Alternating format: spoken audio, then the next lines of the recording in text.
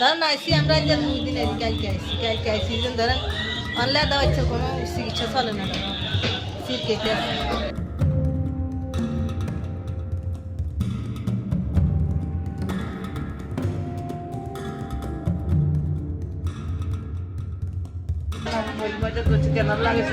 এখান থেকে এখনো কোনো ওষুধ দেয় না।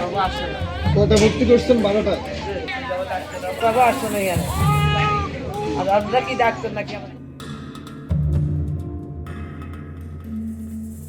ডাক্তার যদি না আসে আমরা চিকিৎসা কার কাছে নিই? এখন দিনে 2টা বাজে এখনো ডাক্তার দেখতেছি। তারপরে রুমও অপরিষ্কার, টয়লেটও অপরিষ্কার, মানে টয়লেটে যাওয়ার মতো কোনো পরিবেশ নেই।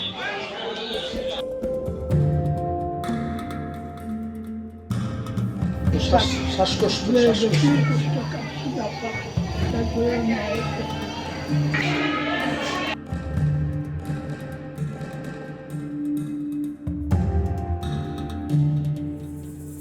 আমাদের হাসপাতালে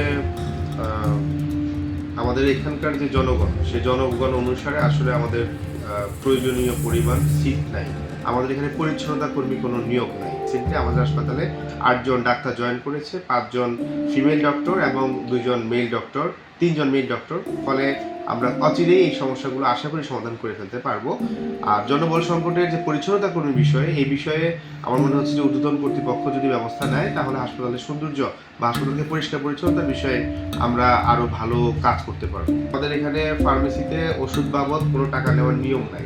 যদি এরকম কেউ করে থাকে, যদি আমাদেরকে আপনারা স্পেসিফিক রুগীর সাথে অভিযোগ দিতে পারে, আমরা অবশ্যই কঠোর ব্যবস্থা নিই। আমাদের হাসপাতালে এখন যে আনসার বা যেটা হলো গার্ড, সিকিউরিটি গার্ড, এরকম কোনো সার্ভিস সরকার এখনো এই অবকাঠামোগত অবস্থার মধ্যে রাখে নাই।